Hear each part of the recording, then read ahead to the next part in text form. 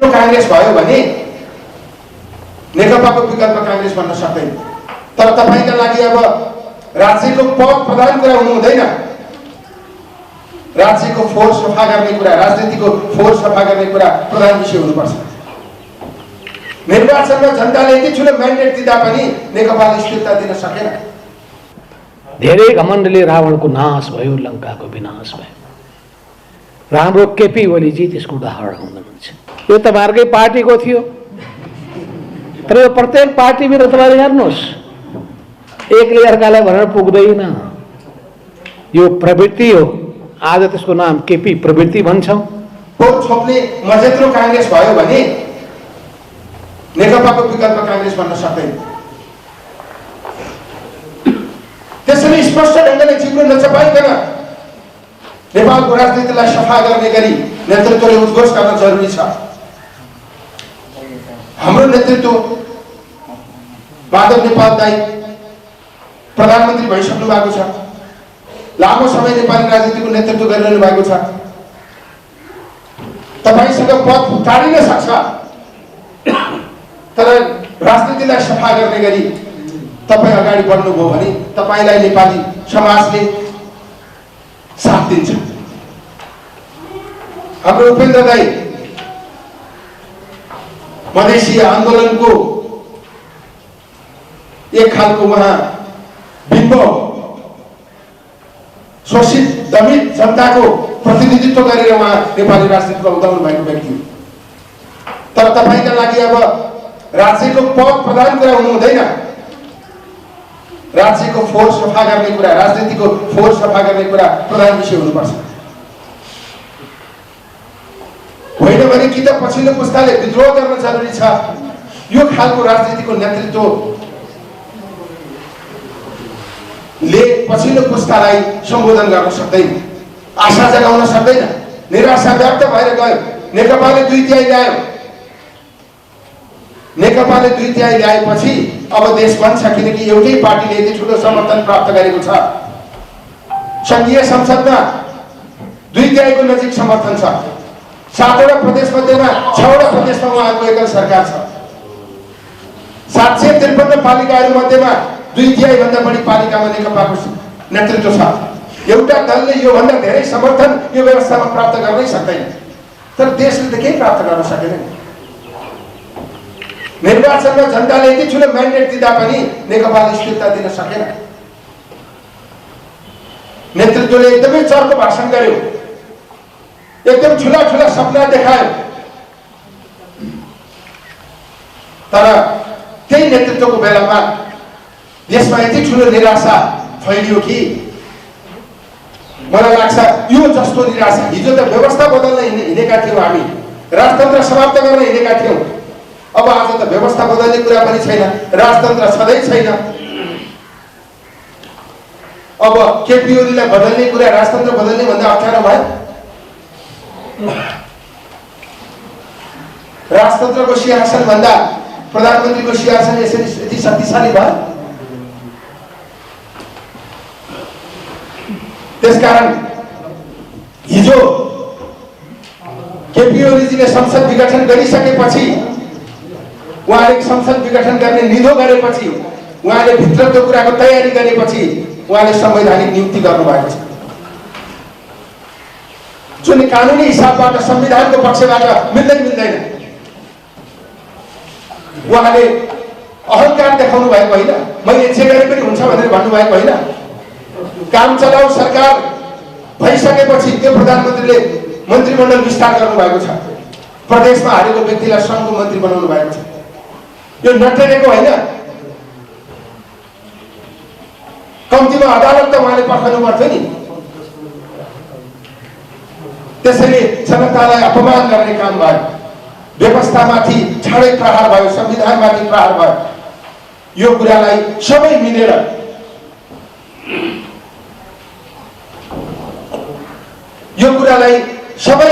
मिलेर परास्त गरौँ, आजको आवश्यकता त्यो हो।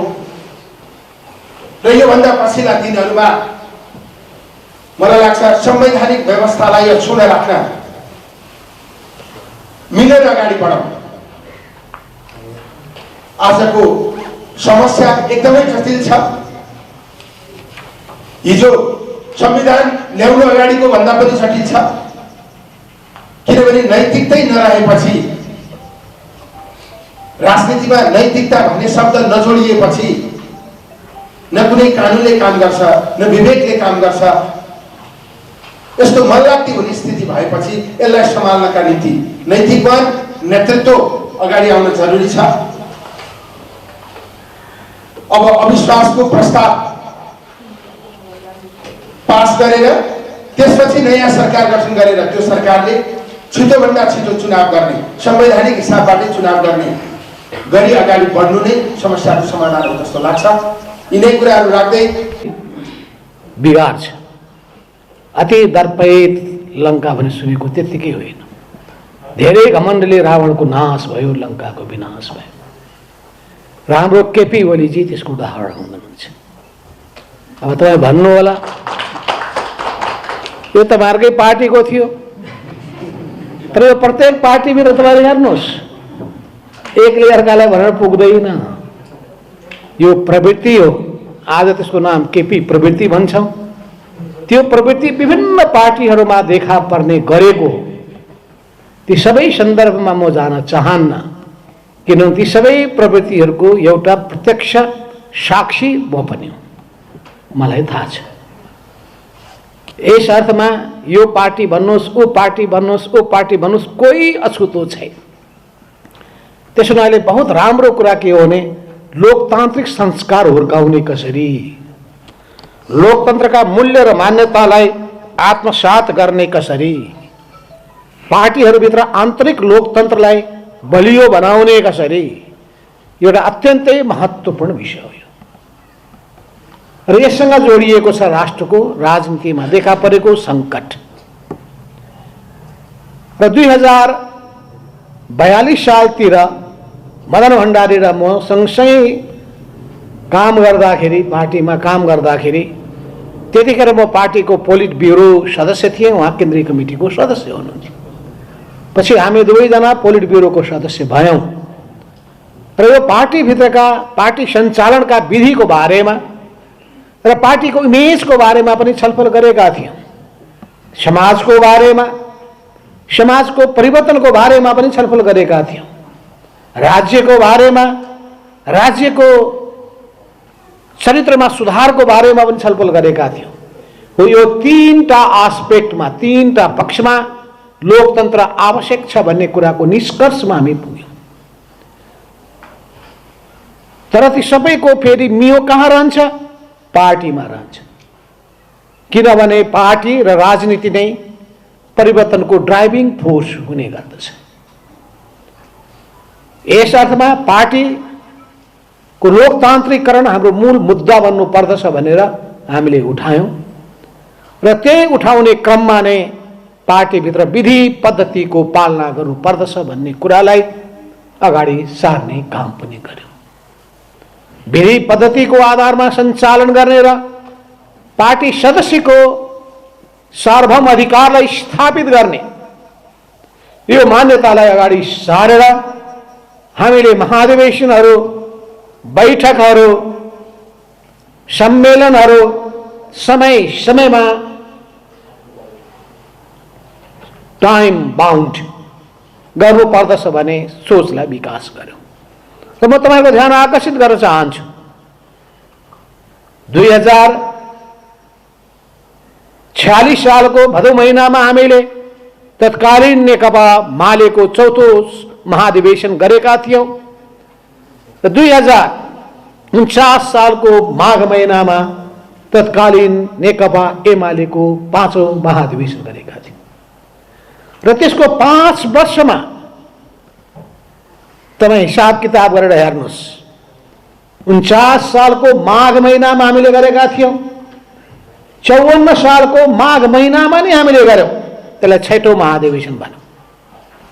त्यो पनि डेट यताउता केही नहोस् भनेर, एक दिनको पनि फरक नपरोस् भनेर समय कटाउने काम गरिएन, बरु पहिले गरियो। 54 को 5 वर्षपछि 59 सालको फेरि माघ महिनामा नै 7औं महाधिवेशन गरेका थियौँ। त्यसको फेरि 5 वर्षपछि नै हामीले 64 गर्न खोजेका थियौं। ठ्याक्क चुनाव भएको हुनाले 65 गर्न पुग्यौं। त्यसपछि फेरि 5 वर्षमा गर्नुपर्नेमा फेरि यही संविधान बन्ने कुराले गर्दाखेरि अलिक त फरक पर्न गयो, 1 वर्षको फरक पर्न गयो। त यसको अर्थ के हो भने कुनै पनि चीज समयमा गर्नुपर्छ। मिटिङ बैठकहरूको आयोजना गर्ने कुरा होस्, मिटिङहरूमा एजेन्डा प्रस्तुत गर्ने कुरा होस्, सदस्यहरूको बीचमा व्यापक घनीभूत छलफल गर्ने कुरा होस्, व्यापक अन्तर्क्रिया गरेर एउटा निष्कर्षमा पुग्ने कुरा होस्, सबैको राय मिलेन भने पनि कसैले आफूलाई सुप्रिम ठान्नु पर्दैन। कमिटीको सामुमा सबै बराबर हुन्छन्। त्यसैले अध्यक्ष होस् या जुनसुकै पदाधिकारी त्यो कमिटीको मातहतमा हुन्छ भन्ने हामीले विधानमा व्यवस्था गर्यौं। कमिटीको सुप्रिमेसीलाई हामीले स्थापित गर्न खोज्यौं र कमिटीको सुप्रिमेसी भनिसकेपछि बहुमतको निर्णय नै पार्टीको निर्णय हुन्छ र अल्पमतले बहुमतको निर्णय मानेर चल्नु पर्दछ भन्ने कुरालाई हामीले स्थापित गर्दै आयौं। अनेक नेताहरू अल्पमतमा परे। मदन भण्डारी पनि कतिपय समयमा अल्पमतमा, मोने कतिपय समयमा अल्पमतमा परेका थियौं। सीपी मैनाली अल्पमतमा पर्नु भएको थियो र यस्तो क्रम चल्दै चल्दै चल्दै गएको इतिहास र यसरी एउटा पार्टीभित्रको आन्तरिक लोकतन्त्रलाई बलियो बनाउने सन्दर्भमा पार्टीको छविलाई हामीले लोकतान्त्रिक बनाउन खोज्यौं।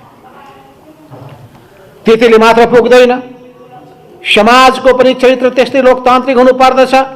हो त्यो समाजको चरित्रलाई लोकतान्त्रिक बनाउनका लागि राजनीतिक क्रान्तिको आवश्यकता पर्छ। लोकतान्त्रिक क्रान्तिको आवश्यकता पर्छ महसुस गर्दै हामीले निरङ्कुश शासकहरूका विरुद्धमा जुध्यौं। संघर्षको आँधी बेरी सृष्टि गर्यौं। यसै क्रममा 2046 सालको पञ्चायत विरोधी निरङ्कुश पञ्चायती व्यवस्था विरोधी संघर्षलाई हामीले सफलताको बिन्दुमा पुर्यायौं। तर पनि त्यो प्रजातन्त्रलाई फेरि राजतन्त्रले खान खोज्दाखेरि फेरि अर्को हामीले आन्दोलनको आँधी बेरी सृष्टि गर्नु पर्यो र त्यसपछि राजतन्त्रको समूल अन्त्य गर्ने बिन्दुमा हामीले पुग्नु पर्ने स्थिति सृजना भयो। संसारमा प्राय शासकहरूको मूर्खताले नै उनीहरूको अन्त्यलाई निम्त्याउँदो रहेछ। शासकहरूको मूर्खतापूर्ण चिन्तन, गतिविधि, क्रियाकलापहरू नै त्यसको निम्ति साधक बन्न पुग्दो रहेछ, त्यसले आधार प्रदान गर्दो रहेछ। कुनै पनि नेताको उत्थान र पतनमा पनि यो कुरा महत्त्वपूर्ण हुन पुग्दछ। राम्रो गर्दाखेरि उसको उत्थान हुन्छ, नराम्रो गर्दाखेरि उसको पतन हुन्छ। त्यस हुनाले विश्वविद्यालय जस्तो प्राज्ञिक थलो, ज्ञान प्रदान गर्ने थलो, ज्ञानको ज्योति सबैतिर फैलाउने यो थलोले मानिसहरूमा त्यही ज्ञान, त्यही चेतना दिने गर्दछ। विश्वभरिका अनुभवहरू, अनुभवको निचोडको आधारमा निकालिएका सिद्धान्तहरू, त्यसले अगाडि सारेका नीतिहरू, विचारहरू, ती सबै नयाँ पुस्तालाई सम्प्रेषण गरिन्छ। नयाँ पुस्ताले त्यसलाई आत्मसात गर्दछन् र आत्मसात गर्ने क्रममा आफ्नो चरित्रलाई लोकतान्त्रिक बनाउँछन्, आचरणलाई सुधार्दछन्। राम्रो युवा पंक्ति तयार हुन्छ। त्यही युवा पंक्ति नै आशा भरोसाको केन्द्र बन्छ। 2025-26 सालमा हामी, हाम्रो विजय सर र हामी विद्यार्थी आन्दोलन नै अगाडि बढेका। विद्यार्थी आन्दोलनमा अगाडि बढ्ने क्रममा त्यतिखेर सोभियुको विधानको अधिकारको निम्ति हामी लडिरहेका थियौं र वीरगञ्ज ठाकुरराम कलेजमा त्यतिखेर जगतमोहन अधिकारी र मोहन लाखे त्यतिखेर प्रिन्सिपल र भाइस प्रिन्सिपल हुनुहुन्थ्यो र हामीले विधान स्वतन्त्र विद्यार्थी युनियनको विधान बनाउने कमिटीमा म पनि निर्वाचित भएर अनि त्यसको निम्ति छलफल गरियो, विधानको मस्यौदा गरियो र त्यसलाई हामीले पारित गर्यौं। यो सिंगै देशको निम्ति त्यसले एउटा भूमिका आधार पनि बन्न पुग्यो। संयोग हुनु पर्दछ 26 सालको सोभियुको विधान बनाउने काममा पनि म जोडिएँ। 2047 सालको त्यतिखेरको बहुदलीय व्यवस्थाको संविधान बनाउने कमिटीमा पनि म रहेँ र त्यसमा पनि महत्त्वपूर्ण भूमिका खेलेँ र त्यसपश्चात नेपालको अहिलेको संविधान बनाउने, त्योभन्दा पहिले अन्तरिम संविधान बनाउने र पश्चात यो संविधान बनाउनका लागि संविधान सभाको कार्यकालमा दुवै पटक म आएँ र दोस्रो पहिलो पटक आउने कुराको सन्दर्भमा तपाईँलाई थाहा छ, मैले एउटा टेलिभिजन अन्तर्वार्तामा पनि भनेका थिएँ, गिरिजा प्रसाद कोइरालाजीले मलाई धेरै आग्रह गर्नुभयो, तपाईँ पराजित भए तापनि तपाईँको आवश्यकता यहाँ छ। मैले मानिनँ, उहाँको रिक्वेस्टलाई मैले अस्वीकार गरेँ र उहाँको कार्यकालभरि उहाँ प्रधानमन्त्री हुँदासम्म म संविधान सभामा आएँ। उहाँको प्रधानमन्त्री पछि पुष्पबल दाहाल प्रचण्डजी प्रधानमन्त्री हुनुभयो। उहाँ मेरो निवासमा आएर मलाई 3 घण्टासम्म आग्रह गर्नुभयो, तपाईँ संविधान सभामा आउनुहोस्। त्यही पनि मैले मानिनँ। म फेरि अर्को चुनावबाट जितेर आउँछु, म अहिले उठ्ने जाने पक्षमा छैन। र उहाँले धेरै पटक आग्रह गरेपछि पनि मैले नमानेपछि हाम्रो पार्टीको बैठक बस्यो। त्यो पार्टीको बैठकले सर्वसम्मतबाट निर्णय गर्यो जानुपर्छ भन्दा त्यही पनि मैले मानिनँ। फेरि दोस्रो दिन बैठक बस्यो। पुष्पकमल दाहाल प्रचण्डजीले चिठी पठाउनु भयो लेखेर, संवैधानिक समितिको सभापतिको रूपमा संविधान बनाउन तपाईँको भूमिका महत्त्वपूर्ण छ, त्यस हुनाले आउनुपर्छ भनेपछि पार्टीको केन्द्रीय कमिटीको बैठकले सर्वसम्मति निर्णय गर्यो। तर पनि मैले त्यो कुरालाई स्वीकार गरिरहेको थिएन। या ठ्याक्कै त्यही बेलामा बल्खुबाट म यही कीर्तिपुरमा म आएको थिएँ। कीर्तिपुरको हल कहाँ छ? त्यो हल, त्यो हलमा एउटा कार्यक्रम भइरहेको थियो। त्यो कार्यक्रममा सम्बोधन गर्नका लागि बैठक 5 बजे सकिएछ।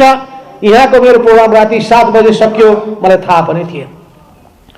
जब म घरमा पुगेँ राति 8 बजे हाम्रो झलनाथ खनालजी त्यतिखेर उहाँ महासचिव हुनुहुन्थ्यो, उहाँको फोन आयो, तपाईँ त संविधान सभामा पार्टीले निर्णय गरेको छ, तपाईँ आउनुहोस्।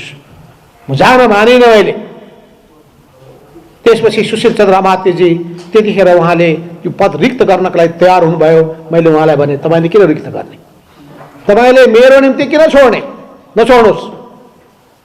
उहाँले मान्नु भएन, किनभने संविधान बनाउने काममा जस्तो तपाईँको जति भूमिका मेरो हुन सक्दैन।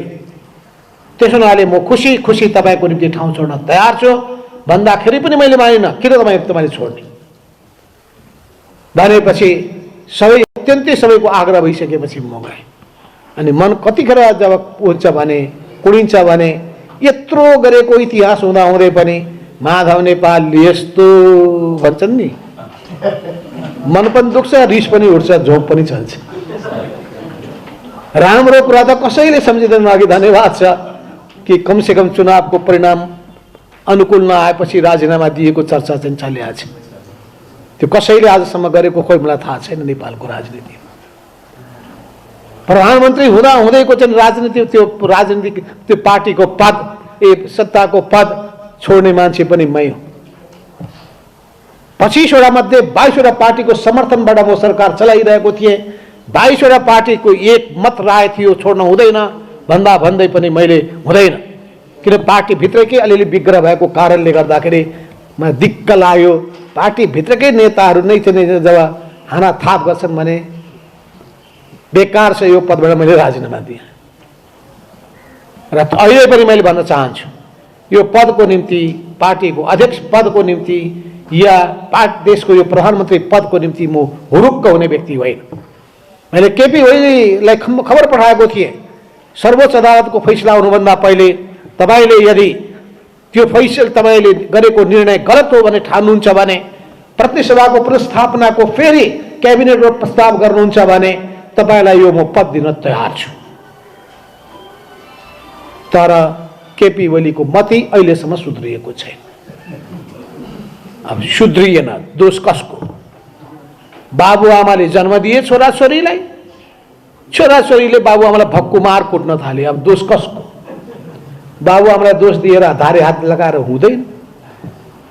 हाम्रो सामाजिक परिवेश, मान्छेको मनस्थिति यो अलग अलग हुन्छ। यो मनोविज्ञान तपाईँ युनिभर्सिटीका रिसर्चरहरू, प्राध्यापकले अध्ययन गर्न सक्नुहुन्छ।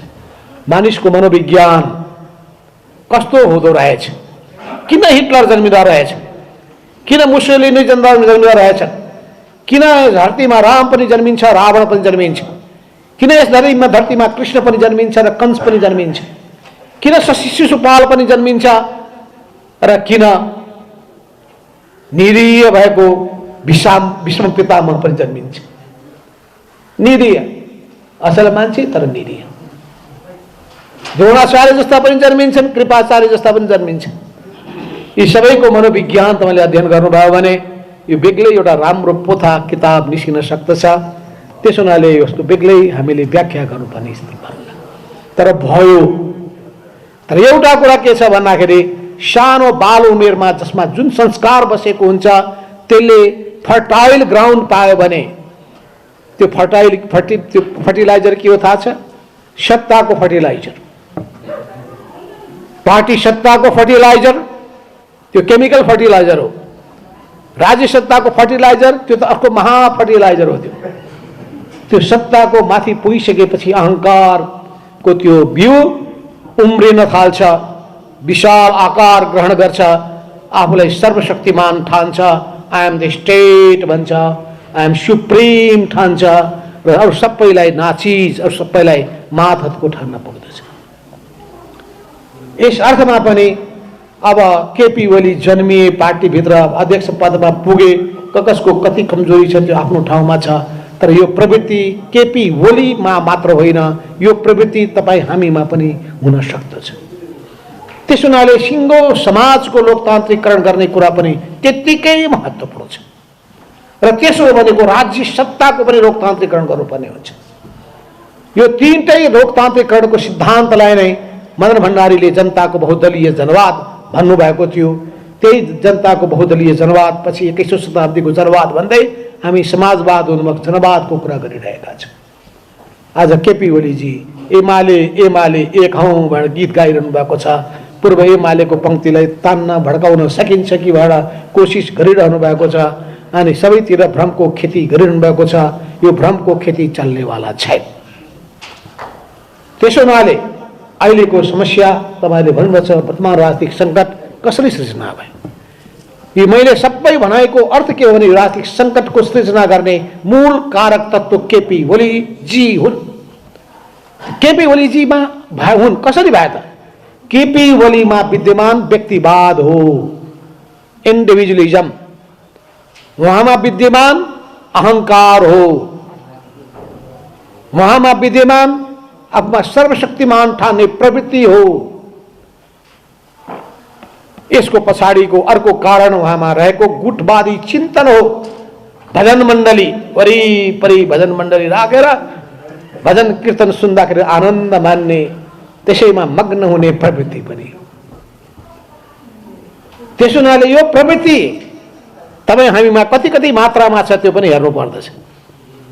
त्यसो हुनाले यो व्यक्तिवाद, यो गुटवाद, यो अहङ्कारवाद, यो सबैले के पैदा गर्छ भने एउटा निरङ्कुश प्रवृत्ति विकसित गरिदिँदो रहेछ। अहङ्कारी मात्रै होइन, म सर्वशक्तिमान हुँ भन्ने ठान्दछ र त्यो सर्वशक्तिमान भएको अहङ्कारमा सबैलाई उसले नाचिज ठान्दछ, केही महत्त्व दिँदैन। उसका बोलीहरू, उसका अभिव्यक्तिहरू, उसका सम्बोधनहरूमा तीस्ता गन्धहरू पाउनुहुन्छ तपाईँ। त मानिसहरूको चरित्र कहाँबाट थाहा हुन्छ त? यिनै व्यवहारबाट। यस्ता तत्त्वहरू संसारमा देखा पर्छन्। संसारको अरू देशको जिउँदा शासकको म चर्चा गर्दिनँ, बितेका शासकको त चर्चा गर्न सजिलो हुन्छ। मैले हिटलर भने, मुसोलिनी भने, तर यस्ता शासकहरू संसारका विभिन्न देशमा देखा परेका छन्। चाहे त्यो ल्याटिन अमेरिकामा होस् या इस्टर्न युरोपमा होस्, चाहे अमेरिकन रिजनमा होस्, त्यस्ताहरू देखा परेका छन्। अफ्रिकन रिजनमा होस्, देखा पर्दछ। त ती समाजको लोकतान्त्रिकरण जति हुँदै जान्छ, ती समाजमा भएका पार्टीहरूको जति जति लोकतान्त्रिक हुँदै जान्छ, राज्य सत्ताको जति जति लोकतान्त्रिकरण हुँदै जान्छ, यस्ता प्रवृत्तिहरू कमजोर हुन्छन् र यी जति मात्रामा लोकतान्त्रिकरणको तत्त्व हुन्छ त्यसले समय मात्रा नियन्त्रण पनि गर्छ। किनभने संसारमा तपाईँले चाहे जस्तो ढङ्गले घटनाक्रमहरू घट्दैनन्। सोच्दै नसोचेको त नयाँ नयाँ रोग देखा पर्छ। जस्तै शरीरमा नयाँ नयाँ रोगहरू देखा पर्छ, राजनीतिमा पनि नयाँ नयाँ रोगहरू देखा पर्न सक्दछ। अनि त्यो शरीरमा देखा परेको नयाँ नयाँ रोगको निम्ति नयाँ नयाँ रिसर्चर चाहिन्छ, उसले खोज अनुसन्धान गरेकै हुन्छ। त्यसै गरी मानिसहरूमा पनि देखा परेका त्यस्ता, पार्टीहरूमा देखा परेका त्यस्ता महारोगको लागि तपाईहरु जस्तो प्राज्ञिक बुद्धिजीवीहरूको आवश्यकता पर्छ। तर गहिरो गरी अध्ययन गर्नुहोस्। संसारका लोकतान्त्रिक शासकहरूको, संसारका निरङ्कुश शासकहरूको, संसारका अहंकारी शासकहरूको अनि त्यहाँको व्यवस्थामा रहेका खोटहरूको र त्यो व्यवस्थामा रहेका स्ट्रङ पोइन्टहरूको राम्ररी अध्ययन गर्नुहोस्। किन व्यवस्था ठिक छ भने सामाजिक संरचना र सामाजिक परिवेश ठिक छ भने मान्छे राम्रो बनाउन सकिन्छ। समयमा आउँछ मान्छे तीनटा कुराले डराउँछ। हेर्नुहोस्, स्वचेतनाले, स्व अनुशासनले। त्यो स्व अनुशासन र स्वचेतना त्यो सृजना गर्ने पनि सामाजिक परिवेश हुने गर्दछ। अनि त्यसलाई अरू केही भन्नु पर्दैन, आफै तर्सिन्छ। उसले किन मेरो इज्जत रहँदैन, मलाई प्रतिष्ठा रहँदैन, मलाई दुनियाँले राम्रो भन्दैनन्, मैले त कमसेकम दुनियाँले राम्रो भनिदिउन् भन्ने मेरो चाहना छ भन्छ। अर्को के हुन्छ भने सामाजिक परिवेश हुन्छ, सामाजिक त्रासले पनि हुन्छ। स्वचेतनाको एउटा पाटो हो, सामाजिक डर भएको अर्को पाटो हुन्छ। त्यसो भनेको कानुनको पाटो हुन्छ, त्यो कानुनको डन्डा पनि बडो सशक्त हुन्छ। अरू कसैले तहलाउन नसकेपछि कानुनले तहलाउनु पर्दो रहेछ। त्यसो हुनाले कानुन सशक्त र जबरजस्त भइसकेपछि मान्छेलाई ठिक दिशामा लिएर जानको लागि राज्यको भूमिका पनि महत्त्वपूर्ण हुन्छ। राज्यको भूमिका राम्रो बनाउनको लागि राम्रो शासकको पनि आवश्यकता पर्छ। र राम्रो परिवारका मान्छे भएपछि सिङ्गो परिवारमा त्यसको असर धेरै राम्रो पर्दो रहेछ। त्यसो हुनाले बाबुआमाले आफ्ना छोराछोरीलाई सुरुदेखि नै राम्रो संस्कार सिकाउनु पर्छ। तर सँगसँगै ती बालबालिकालाई पढाउने शिक्षक शिक्षिकाको पनि दायित्व त्यत्तिकै महत्त्वपूर्ण हुन्छ। बाल उमेरमा एकचोटिको इम्प्रेसन परिसकेपछि भन्छन् नि, first impression is the last impression. पहिलो मान्छेमा परेको प्रभावको असर त्यो पछिसम्म परिरहेको हुन्छ। यी सबै कुराहरूको सन्दर्भमा हामीले यस्तो परिवेश बनाइदिनु हुँदैन जसले डिक्टेटरहरू जन्माओस्। अहिले केपी ओलीमा त्यही प्रवृत्ति नै आजको राजनीतिक सङ्कटको मूल कारक तत्त्व बन्न पुगेको छ। र त्यही कुराले पक्षपोषण गर्दै तपाईँले देख्नुभयो, सर्वोच्च अदालतमा गरिएका बहसहरूमा प्रधानमन्त्रीमा अवशिष्ट अधिकार हुने गर्दछ भन्ने पनि व्याख्या गरेको सुन्नुभयो। श्री 3 महाराजमा भएको अधिकार पनि प्रधानमन्त्रीले प्रयोग गर्न सक्दछन् भन्ने पनि सुन्नुभयो। श्री 5 महाराजले गर्ने अधिकारको प्रयोग अब देशको संसदीय व्यवस्थाको प्रधानमन्त्रीले पनि गर्न पाउँछ। यो संविधानको मूल आशय त्यही हो, किनभने संसदीय व्यवस्थामा प्रधानमन्त्री नै सुप्रिम हुन्छ भन्ने व्याख्या पनि सुन्नुभयो। उनीहरूले हेक्का राखेनन् कि राष्ट्रपति प्रणाली कति किसिमको हुन्छ, त्यहाँ के हुन्छ, मिक्स प्रणाली कस्तो किसिमको हुन्छ, प्रत्यक्ष निर्वाचित प्रधानमन्त्री प्रणाली कस्तो हुन्छ, संसदीय प्रणाली अवलम्बन गरेका देशहरू पनि कति कति प्रकृतिकाहरू छन्। र आफ्नो आफ्नो देशको आधारमा नै, अनुभवको आधारमा नै विकास गरिएको संविधान, विगतका अनुभवको आधारमा तयार गरिएको संविधान, त्यो संविधान त अनुभवको श्रृङ्खलाको निरन्तरता, अनुभवको श्रृङ्खलाको निरन्तरता पनि हो, तर क्रमभङ्गता पनि हो। निरन्तरता पनि हो, क्रमभङ्गता पनि हो। जुन चिजहरू गलत छ त्यसलाई हटाइन्छ, जुन राम्रा कुरा छ त्यसमा अंगीकार गरिन्छ र संविधानलाई समृद्ध बनाइन्छ, दस्तावेजलाई समृद्ध बनाइन्छ। तर यसले राम्ररी त्यहाँ बुझ्न सकेनन्। तर अधिकांश कानुन व्यवसायीहरू जो अत्यन्तै प्रबुद्ध हुनुहुन्थ्यो, उहाँहरूको व्याख्या कति गतिलो थियो, कति राम्रो थियो। तर थोरै मान्छेको व्याख्या अगतिलो थियो। मैले धेरै भनिरहनु पर्दैन। तर सर्वोच्च अदालतका सम्मानित न्यायाधीशज्यूहरूले जुन फैसला गर्नुभयो बडो दूरदर्शी थियो, ऐतिहासिक थियो, साहसी थियो। फलस्वरूप संविधान लिकमा आयो। संविधान त केपी ओलीको छोराले घाइते भएर सडकमा छटपट छटपट छटपट गर्दै थियो। हामी त्यहाँ अनेक अमृत पिलाउन हामी लागिरहेका थियौँ। जल मात्रै होइन, अमृत जल खुवाउन लागिरहेका थियौँ। त्यो हाम्रो अमृत जलले काम चल्या गरेन। सर्वोच्च अदालतको अमृतले ठ्याक्कै बिउझाइदियो। अब फेरि संसद बिउजिएको छ। प्रतिनिधि सभा विउतिएको छ तर सङ्कट फेरि निवारण भएको छैन। प्रदीपजीले भन्नुभएको कुरासँग म सहमत छु। यो प्रवृत्ति हो, यसलाई परास्त गर्नु नै आजको मूल कुरा हो। त्यो प्रवृत्तिलाई प्रोत्साहन दिनु भनेको अनैतिक कुरा पनि हो। यस अर्थमा अहिलेका राजनीतिक दलहरू, चाहे नेपाल कम्युनिस्ट पार्टी नेकपा होस्, चाहे नेपाली कांग्रेस होस् या जनता समाजवादी होस्, यी तीनटै दलहरू र संसदमा रहेका प्रतिगमनका विरुद्धको सङ्घर्षमा उत्रिएका दलहरू हुन्। त्यो सबै एक ठाउँमा उभिनुपर्छ, सँगसँगै सरकार बनाउने, तर केपी ओलीको प्रवृत्तिको पुनरावृत्ति नहोस् भनेर विशेष ध्यान दिने काम गर्नुपर्छ। केपी ओलीका प्रवृत्ति के हुन् त्यसलाई पनि सिलसिलेवार रूपमा हामीले लेख्नुपर्छ।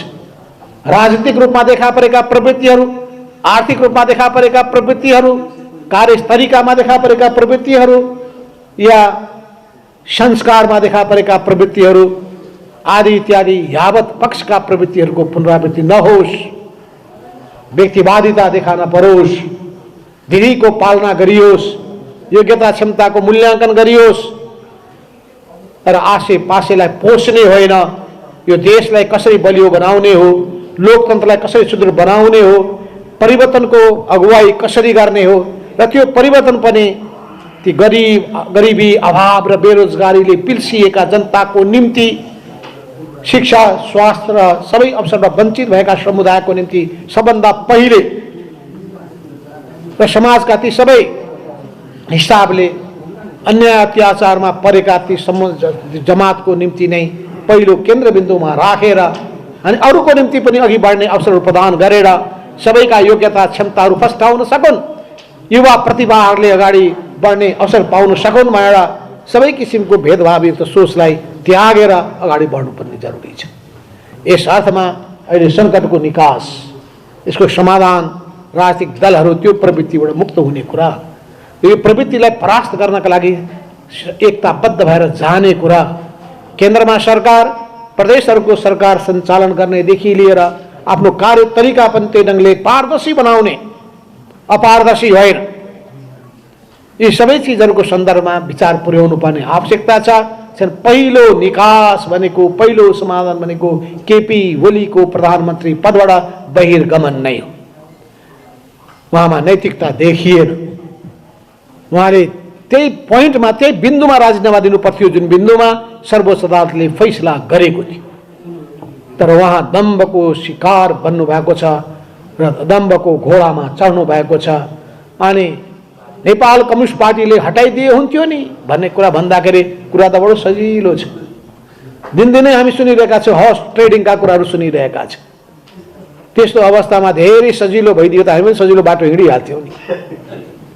हामीले त निकाली पनि सकेका हौँ त। त्यसो भएको हुनाले हामीले अर्को जुनसुकै बाटो लिन पनि हामी तयार छौँ। यति देखिरहनु भएको छ कि नेपाल कम्युनिस्ट पार्टी नेकपा विभाजित भइसकेको छ भर्चुअली। एउटा सानो गुटको रूपमा केपी ओली 113 जना केन्द्रीय सदस्यलाई लिइकन उहाँ बस्नु भएको छ। अनि उहाँले को सर्कुलर के जारी हुन्छ भने पार्टी अध्यक्षमा रहेको अन्तर्निहित अधिकार, जबकि पार्टी विधानमा त्यस्तो व्यवस्था छैन, अन्तर्निहित अधिकार प्रयोग गरी अहिले 441 जनाको केन्द्रीय कमिटीलाई 556 जना बनाएका छौँ बाट उहाँको घोषणा हुन्छ। अनि उहाँका भजन मण्डलीहरू वाह वाह वाह भएर ताली बजाउँछ। अनि बिहान पख 556 ले त नयाँ विद्रोह हुने भयो भने बित्तिकै अब त्यो 1199 को सङ्ख्यामा पुर्याइदिइसकेका छौँ भनेर 1179 को सङ्ख्यामा पुग्छ। फेरि नेक्स्ट डे बसिसकेपछि त्यो पनि नपुग्ने भयो भनेर 1501 अब संशोधन विधान बन्न संशोधन गर्न 2/3 को समर्थन चाहिन्छ। 2/3 त छँदै छैन आफूसँग, 1/4 पनि केन्द्रीय सदस्यको समर्थन नभएको व्यक्तिले 2/3 ले गर्न पाउने अधिकारलाई दुरुपयोग गरेर गर्छन्। अनि भन्छन् के भन्दाखेरि 1500 ले पुगेन भने 2500 बनाइन्छ, 2500 ले पुगेन भने 5000 केन्द्रीय सदस्य बनाइन्छ। अब गाउँ गाउँमा केन्द्रीय सदस्य खोज्नु पर्यो भने जसरी प्रहरीको भर्ना खोल्नाले पियादी प्रहरीको खोजी भए जस्तै अनि हातमा टिकट लिँदै आइए केन्द्रीय सदस्य लिजिए भन्दै मान्छे कुदिरहेका छन्। अनि जाने मान्छे त्यो लिइरहेका छन्, लिने बित्तिकै च्यातिरहेका छन्, मोहबाट मुक्त भएका छन्। हिजो मात्रै सुन्नुभयो हंसबहादुर शाहीदेखि लिएर अनेक साथीहरू गोपाल बमदेखि लिएर अनेक साथीहरू त्यहाँ छोडेर फेरि फर्किनु भएको छ। तर धेरै मान्छेहरू धेरै समयसम्म भ्रममा पर्दैन। यस अर्थमा मानिसहरूको ठुलो पङ्क्ति राम्रो छ, तर समाजमै नराम्रो कुराहरू पनि छन्। थोरै मान्छेहरूले नराम्रो गर्ने बित्तिकै समाजै नराम्रो हुँदैन। त्यो समाजलाई राम्रो बनाउनु पर्ने हुन्छ। पार्टीभित्र केही मान्छे नराम्रो हुने बित्तिकै सिँगै पार्टी नराम्रो हुँदैन। उसले अँगालेको दर्शन कस्तो छ, उसले लिएको विचार कस्तो छ, उसले अपनाएको सिङ्गो पार्टीको पद्धति कस्तो छ, त्यसलाई सबभन्दा पहिले ध्यानमा राख्नुपर्ने हुन्छ। यस अर्थमा म यही ठाउँबाट पनि नेपाली कङ्ग्रेस र जनता समाजवादी पार्टीको नेतृत्वको तहमा पनि उहाँलाई म भन्न चाहन्छु, बसौँ, बैठक बसौँ र सहकार्य गरौँ। यसमा नेपाली कङ्ग्रेसको तर्फ जवाब आइरहेको छैन। अब हामी गर्ने के? प्रदीपजी पुर्याइदिनुहोस् यो सन्देश। त्यसो हुनाले हामी बैठक बसौँ, भेटौँ भन्दाखेरि पखौँ पखौँ पखौँ, अब गर्ने के? बलजफ्ती गर्न सक्दैनौँ हामी। त्यसो हुनाले यो हाम्रो प्रस्ताव सुनाइदिनुहोस्। हामी ओपेन छौँ, खुला रूपमा छलफल गर्न तयार छौँ। कुन ढङ्गले गर्दाखेरि हुन्छ, अब हामी ती सबै अप्सनको निम्ति हामी तयार छौँ। यस अर्थमा यस सन्दर्भमा हामी कुनै प्रब्लम होइन। चाहे माधव नेपाल, चाहे पुष्पमल दाहाल, कोही पनि पदको निम्ति मरिहत्ते गर्ने स्थितिमा छैन। मेरो ग्यारेन्टी मै लिन्छु भनिसकेँ र यो पार्टीको तर्फको पनि ग्यारेन्टी मै लिन्छु। अहिले पुष्पमल दाहाल प्रचण्डको पनि हामी समस्या होइनौँ, हामी समस्याको समाधानको निम्ति तयार छौँ। यस अर्थमा हामी यो मुलुकलाई लिएर जान चाहन्छौँ, यो प्रवृत्तिबाट मुक्त गर्न चाहन्छौँ र यो प्रवृत्तिबाट मुक्त हुन सक्यो भने एउटा त प्रवृत्तिबाट जोगाउनका लागि सर्वोच्चले राम्रो फैसला गरिदियो। अब कुनै पनि सनकी शासकले मन इच्छित हिसाबले सनकको भरमा प्रतिनिधि सभाको विघटन गर्न पाउँदैन। त्यसले संविधानलाई जोगाउने काममा, संसदलाई जोगाउने काममा सर्वोच्चले राम्रो भूमिका खेल्यो र हामी छिटै चाहँदैछौँ कि 441 को केन्द्रीय सदस्य जुन छ त्यसमा झन्डै झन्डै 2/3 भन्दा बढी 300 जति हाम्रो पक्षमा छ। केपी ओलीको पक्षमा 113 जना या त्योभन्दा कम छन्। अब निर्वाचन आयोगले कुनै हिसाबले पनि ढिला नगरिकन तुरन्त फैसला गर्नुपर्छ, न्यायिक फैसला गर्नुपर्छ, न्यायोचित फैसला गर्नुपर्छ। विगतका नजिरहरू छन्, ती नजिरको आधारमा कानुनी प्रावधान छन्, त्यसको आधारमा दुनियाँलाई थाहा छ कि नेकपा नेपाल कम्युनिस्ट पार्टी विभाजित छ। केपी ओलीको छुट्टै गुट छ अनि त्यही पार्टीभित्र माधव नेपाल र प्रचण्ड अध्यक्षको रूपमा उनको अलग मिटिङ, बैठक, देशव्यापी भेला सबै भइरहेको छ, सभा भइरहेको छ, बैठक भइरहेछ, कार्यकर्ता भेला भइरहेको छ अनि एकअर्कामाथि आलोचना विरोधहरू भइरहेको छ। यो जगजाहेर छैन र? तुरन्त निर्वाचन आयोगले फैसला गरेर छिनोफानो गर्नु पर्दैन? हिजो नेपाली कङ्ग्रेस र नेपाली कङ्ग्रेसभित्र दुईटा समूह थियो। हिजो अरू पार्टीभित्र पनि जस्तै नेपाल कम्युनिस्ट पार्टीको नाउँमा धेरै समूह छ। नेपाल कम्युनिस्ट पार्टी माले, नेपाल कम्युनिस्ट पार्टी एमाले, नेपाल कम्युनिस्ट पार्टी माओवादी केन्द्र, नेपाल कम्युनिस्ट पार्टी नेकपा, नेपाल कम्युनिस्ट पार्टी संयुक्त, नेपाल कम्युनिस्ट पार्टी मशाल, अर्को नेपाल कम्युनिस्ट पार्टी मशाल, एउटा पातलो मशाल, अर्को मोटो मशाल। उही शब्द छ मशाल। मशालमा पातलो मशाल एउटा लेखेको छ, मोटो मशाल अर्को लेखेको छ। भनेपछि यी सबै अनुभव छैन।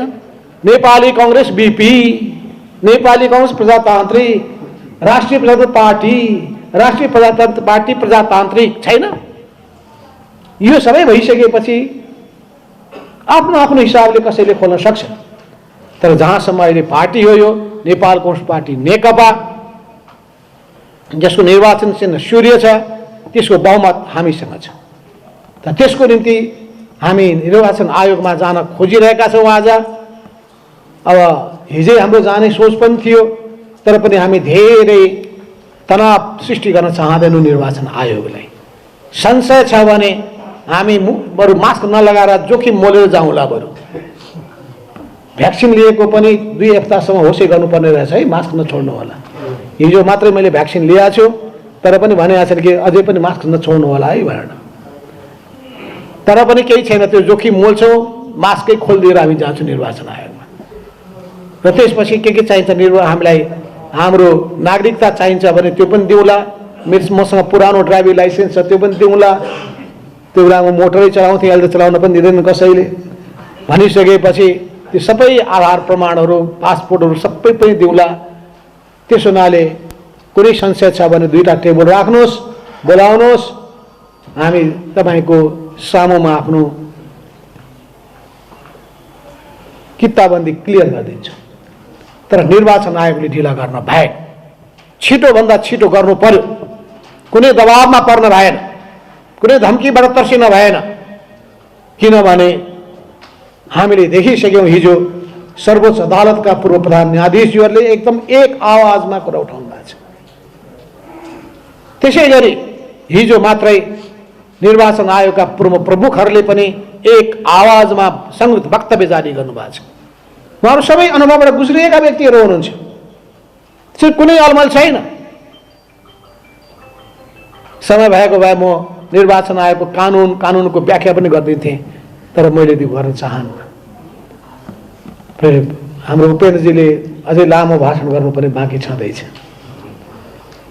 मैले हिँड्न मेरो हतार पनि छ। यो सबै अवस्थाभित्र यसको टुङ्गो गर्नुपर्ने। अब मलाई के भन्छन् भने हामी कुन पार्टीलाई पत्याउने, तपाईँहरू एउटै पार्टी हुनुहुन्छ। अस्ति जनता समाजवादी पार्टीका नेताहरूसँग कुरा गर्दाखेरि हामी कुन चाहिँ पार्टीलाई पत्याउने, अब गर्ने के त, हामी टाउको फोड्ने? निर्वाचन आयोगले हामीलाई क्लियर गर्दैन, हामी अलग पार्टी हौँ भनिरहेका छौँ। अब उसले चाहिँ नै छिटो विवादको निरूपणै गर्दैन। हाम्रो सामु के छ त विकल्प? त्यसो हुनाले हामीले भनिरहेको छौँ हामी विद्रोही हुन्छौँ, ल विद्रोही भएर हामी अविश्वासको प्रस्ताव दर्ता गर्छौँ। अनि त्यो अविश्वासको प्रस्ताव दर्ता गऱ्यौँ भने त अहिलेको संविधानमा के लेखिदिएको छ भने एक्जिस्टिङ प्राइम मिनिस्टरको विकल्पको प्रधानमन्त्रीको नाम पनि लेख्नुपर्छ। अहिले हामी प्रधानमन्त्रीको नाम लेखिदिउँ, ल नेपाल कङ्ग्रेसले प्रधानमन्त्री पहिले नै भनिदियो भनेर फेरि अरू पार्टीले गुनासो गर्यो भने हामी गर्ने के? असन्तुष्टि जनायो भने होइन, तपाईँ नाम लेखेर गर्नुहोस् न दर्ता भन्दाखेरि पनि गर्नुहुन्न त, गर्नुहोस् न त। होइन बसेर छलफल गरेर टुङ्गो लगाउँ भन्दाखेरि पक्नुहोस्। कहिलेसम्म हामीले पर्खिने? त्यसो हुनाले हाम्रो कुनै अलमल होइन। अब कस्तो मान्छे कुनै विधानले नदिएकोमा पार्टीभित्र यस्तो गर्ने मान्छे, संसदीय दलको विधानले नदिएकोमा एकैचोटिमा देव गुरुङ प्रमुख सचेतक हटे, पार्टी सदस्यहरू निष्कासन गरिसकेको मान्छेले हटे भन्छ। पार्टीको अध्यक्ष निकालिसकिया छ 441 को अत्यधिक ठुलो बहुमतले, त्यही पनि अध्यक्षको त्यो अधिकारको दुरुपयोग गरिरहेका छन्। अध्यक्षको त्यो टोपी लगाइरहेका छन्, हटिसके, निकालिसकियो, उहिलेका पूर्व अध्यक्ष भइसक्यो। अब पूर्व अध्यक्षको पद हामी खोज्दैनौँ, पूर्व नै हुन्। प्रधानमन्त्री हटिसकेपछि पूर्व प्रधानमन्त्री भन्दैनौँ हामी भाइ जस्तै भनेपछि स्वाभाविक रूपमा अब ढिला नगरिकन संसदले निकास दिनुपर्छ। पार्टीगत रूपमा हामी भन्छौँ निर्वाचन आयोगले हामीलाई निकास दिनुपर्छ, यो प्रतिनिधि सभाले त्यो निकास दिनुपर्छ र निकास दिँदाखेरि विगतका कमजोरीहरू त्रुटिहरू नदोहोरिउन् भन्ने कुरामा पार्टीहरूले विचार पुर्याउनु पर्ने आवश्यकता छ। यी सबै कुराहरूको सन्दर्भमा पार्टीहरू नमिलेर उपाय छैन। प्रतिगमनका विरुद्धमा सङ्घर्षको मैदानमा उत्रिएका दलहरू एकताबद्ध भएर अगाडि बढ्नुपर्छ र यो सँगसँगै जान सकिन्छ भन्ने कुराको विगतमा पनि उदाहरण हामीले प्रस्तुत गरेका छौँ। नसकिने कुरा होइन, सहमति प्रष्ट रूपमा गरेर जाने हो भने विवाद मात्रै हुन्छ भन्ने कुरा ठान्न पनि हुँदैन। त्यसको निम्ति उचित तरिकाहरू अवलम्बन गर्नुपर्दछ। यस हिसाबले हामीले सोच्नुपर्छ भन्ने कुरा राखेर म फेरि पनि यहाँहरू सबैलाई र खास गरिकन म समाजवादी प्राध्यापक सङ्घलाई, यसका पदाधिकारी साथीहरूलाई, म सबैलाई, चाहे हाम्रो पवनजी हुनुहोस् या मण्डल सर हुनुहोस्, सबैलाई विशेष रूपमा धन्यवाद दिन चाहन्छु। तपाईँहरू रामेश्वर सरदेखि लिएर विजयदेखि लिएर विजय सर सबै थुप्रैको नाम लिन थाल्यो भने थुप्रै सरहरू हुनुहुन्छ, सर हुनुहुन्छ, महासरहरू हुनुहुन्छ, गुरुको पनि महागुरु हुनुहुन्छ, चेला जन्माउनु भएको छ, महाचेला भइसकेका छन्, नाति चेला भइसकेका छन्। तपाईँहरूले चाहिँ धेरै धेरै शिष्यहरू जन्माउनु भएको छ, हामी पनि त्यस्तै शिष्यमध्ये एउटा पर्दछौँ। यस अर्थमा चाहिँ त्यही स्कुल, यही त्रिभुवन विश्वविद्यालयबाट मैले पनि वीरगञ्जबाट पढ्दै